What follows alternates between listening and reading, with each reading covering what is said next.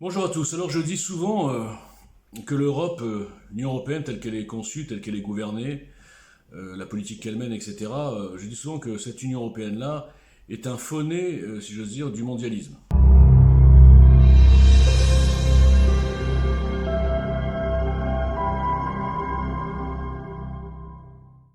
C'est-à-dire qu'on dirait qu'ils ont construit un organisme dirigé par des gens non élus. Je vous rappelle que les technocrates von Leyen, von der Leyen, Charles Michel, enfin vous voyez son parcours, Charles Michel, vous dites c'est lui qui dirige l'Europe, enfin, ça fait rire quoi. Et puis on les a vus avec Erdogan, comment ils sont soumis. J'ai l'impression que ça a été construit pour diluer l'Europe dans un bain, comme j'ai dit souvent, mondialiste. Mais pire encore, pour détruire les nations européennes, pour détruire la civilisation, on va dire, européenne, occidentale. En fait, et tout ça, on nous l'a vendu, je vous rappelle quand même, on nous l'a vendu pour garantir la paix entre les États européens. Alors qui peut nous dire aujourd'hui, en étant un petit peu sérieux, que depuis, admettons, les années 60, s'il n'y avait pas eu l'Union européenne, on aurait fait la guerre à l'Allemagne ou à l'Italie ou à l'Espagne. Je crois que les ennemis, si j'ose dire, ont changé complètement de continent. Donc, même ça ne tient pas debout. Après, on nous a dit oui, on sera plus fort avec la monnaie unique, on sera plus fort économiquement. Finalement, l'Allemagne est plus forte, ça c'est sûr, mais tous les autres pays, il suffit de comparer, hein, tous les autres pays ont perdu. Et alors nous, c'est un drame. Puisque quelques pays au départ de l'Europe du Sud notamment ont eu des subventions qui les ont fait, on va dire, rattraper un peu le retard. Bon, maintenant ils souffrent comme nous. Ce que je veux dire par là, sans rentrer dans le détail, c'est que l'Europe n'a tenu aucune de ses promesses. Et je ne peux pas croire une seconde que les gens qui ont écrit cette Europe, on va dire, ils y croyaient eux-mêmes à ces promesses. Donc je vois plutôt de la perversité. Et là, je vais prendre par exemple une décision qui en est issue de cette Europe-là. Là, nous avons donc au Maroc, c'est marrant parce que c'est écrit par un journal marocain qui se félicite de dire ah bah c'est super, bonne nouvelle, maintenant les ressortissants marocains sans papier seront inexpulsables aux Pays-Bas. Ça parle des Pays-Bas, enfin ici c'est pareil. Alors je fais un petit récap, donc ce sont des gens qui ont été arrêtés, mis dans des centres de rétention, et comme le Maroc bloque, donne pas l'autorisation, c'est quand même fou de devoir donner une autorisation pour récupérer ses ressortissants, mais bon c'est comme ça. Les Pays-Bas peut-être qu'ils n'ont pas de moyens de pression, et finalement ils se sont soumis à une réglementation européenne qui dit que si on n'arrive pas à les renvoyer dans les 6 mois, enfin je sais plus combien de temps, on est obligé de les relâcher.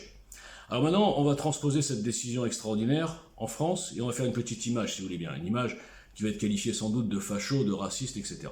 Mais alors commençons par l'image. Alors donc ici en France, les 3 quarts, même 80%, même quand on les arrête, les sans-papiers, on les met même pas en centre de rétention. On ne demande même pas l'autorisation d'expulser dans leur pays. On les relâche et on leur dit vous avez un ordre de quitter le pays. Voilà. Donc le juge qui dit ça, est-ce qu'il est saoul, est-ce qu'il est drogué, est-ce qu'il est complètement aveuglé par son idéologie, est-ce qu'il croit vraiment que le type qui n'a pas de ressources, qui est souvent pauvre, il faut le dire, c'est pas de leur faute, il va prendre son billet chez Air France en classe affaires et il va rentrer au Maroc ou des fois même en Albanie. Hein, des fois c'est pas très loin. Hein, des fois c'est des pays vraiment en guerre, des pays, c'est une escroquerie, ou en Géorgie, c'est la mode en ce moment. Bon, il le sait très bien que non. Alors maintenant, allons plus loin. En sortant du commissariat, qu'est-ce qu'il va faire ce type-là, qui n'a pas de papier? Pas de papier, en général, il ne peut pas travailler. Ou alors il travaille sur des chantiers au black, etc. Donc déjà, pour la société, pour les comptes français, pour les comptes de la nation, c'est du vol. Ensuite, s'il est malade ou quoi, on le soigne gratuitement. C'est encore du vol. Je sais pas, enfin, après, et s'il fait une demande d'asile, il peut dire après tout, moi, non, j'ai tout pour être un demandeur d'asile. Pareil, son dossier, 90% des dossiers qui sont déposés, le mec qui reçoit le dossier, il le lit en travers, et il sait déjà que ce sera refusé. Mais ça prend 1 an pour lui donner une réponse. Et pendant 1 an, qui c'est qui paye? Les Français. Alors, nous faisons une petite image. Moi, je crois que le pays, en fait, on peut le comparer à une maison, okay, un foyer. Alors, je dirais que la France, c'est le foyer des Français. Le foyer du peuple français. Bon, bien sûr qu'il a une diversité, déjà, le peuple français. Hein, ils ne sont pas tous blancs. Et regardez, moi, je suis de la diversité, je suis demi-diversité. Voilà, donc j'ai rien contre la diversité. Mais enfin, on arrive aujourd'hui maintenant à des extrêmes où on sait de manière quasi officielle qu'aujourd'hui, en France, une naissance sur 3, c'est un enfant de la minorité visible, si j'ose dire, ou un enfant d'immigrés première, deuxième ou troisième génération. Donc je crois que pour un pays fermé de racistes, de fachos, etc., c'est un peu démodé de dire ça. Bon. Ça veut dire que maintenant, il faut mettre un stop. Alors je continue sur mon histoire de maison. Si la nation, si le pays est une maison, voilà. Alors aujourd'hui, qu'est-ce que ça veut dire? Imaginez, vous êtes dans une maison, vous êtes locataire. On est locataire, on n'est quand même pas propriétaire. Ok, on est locataire. Et dans votre maison, vous vivez avec votre famille, et le propriétaire à qui vous payez le loyer, hein, chaque mois, parce que vous payez des impôts, des taxes, des machins, etc., Ben, il vous impose de faire venir dans votre maison des gens d'abord que vous n'avez pas désirés, des gens qui ne s'intégreront pas, des gens qui ont qui ont d'autres codes, hein, qui vont vous dire attendez la maison moi, dans ce frigo je veux pas ça, je veux pas c'est ça, on en est là. Hein. Le frigo vous le mettez là-bas monsieur, quoi il y a du jambon, mais vous rigolez quoi, vous virez le jambon. Donc c'est des gens qui viennent chez vous en fait, alors que vous payez le loyer et qui imposent peu à peu leur mode de vie. Et si vous vous adaptez pas à leur mode de vie, leur code, on appelle ça des codes, c'est la mode, ben, vous êtes traité de raciste. On va pas les traiter, eux, de racistes, puisque c'est quand même le racisme, c'est quoi? C'est quand on est accueilli chez quelqu'un et qu'on veut lui imposer ses codes. C'est ça le racisme. C'est-à-dire qu'on n'accepte pas les codes de celui qui vous accueille. C'est quand même fou d'avoir inversé tout à ce point-là.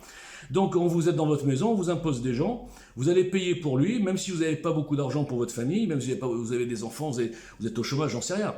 Mais vous allez quand même payer pour ces gens-là.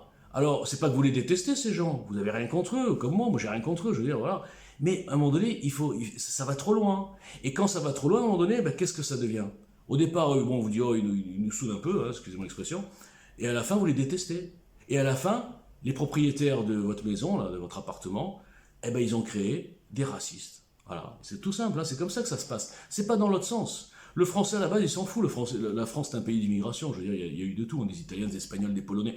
Mais ces gens-là, qu'on le veuille ou non, et même les Vietnamiens, les boat people, ils sont arrivés discrètement, voilà, ils ont été reconnaissants, ils se sont intégrés, ils ont même donné des prénoms français à leurs enfants. Il n'y a pas de problème, le français, il n'a rien contre les gens qui sont pas, qui s'appellent pas Robert Martin, quoi, il s'en fout. Mais c'est qu'à force d'aller dans une extrême deux poids deux mesures au désavantage des autochtones, ben ça donne ce qui se passe actuellement. C'est-à-dire qu'on a tellement reculé sur tout que maintenant, tous les jours, il y a des décisions hallucinantes. Là, on a quand même un tribunal administratif qui a autorisé le financement, je sais pas quoi, l'ouverture d'une école islamique, gérée par une association turque, Miligorus, qui est ouvertement islamiste, qui n'a pas signé la charte. Pourtant, c'était pas méchant ce qu'on leur disait. On leur disait, les gars, vous êtes en France, vous respectez la République, on va dire. Ah non, non, ils veulent pas signer. Ah non, non, non. J'ai vu le type à la télé, avec sa barbe comme ça, excusez-moi l'expression, il nous emmerde, mais froidement. Il sait que la loi va le protéger. On est dans un phénomène historique extraordinaire. On n'a jamais vu une invasion où la loi des envahis protège les envahisseurs. Et je dis les mots comme ils sont. J'ai rien contre les gens individuellement, mais globalement dans le mouvement, ça devient insupportable. Et donc là, on voit encore un des aspects de cette Union européenne-là, qui est complètement délirante, dirigée par des soumis non élus qui se soumettent en notre nom, et qui nous imposent, aux Pays-Bas comme à nous, hein, des trucs hallucinants, la CEDH, etc. Voilà. Donc, tout ça pour vous dire qu'évidemment que le programme immigration et justice, ça va un petit peu avec malheureusement, de Giel, il a l'air dur, méchant, facho, mais non, mais en fait, il est très logique, et on pourra expliquer, détailler, argumenter sur chaque mesure. Et il n'y a personne qui pourra nous dire que c'est pas logique, ou que c'est raciste, ou que c'est discriminant, ou je sais pas quoi. Voilà. Je vous laisse l'article en pièce jointe là.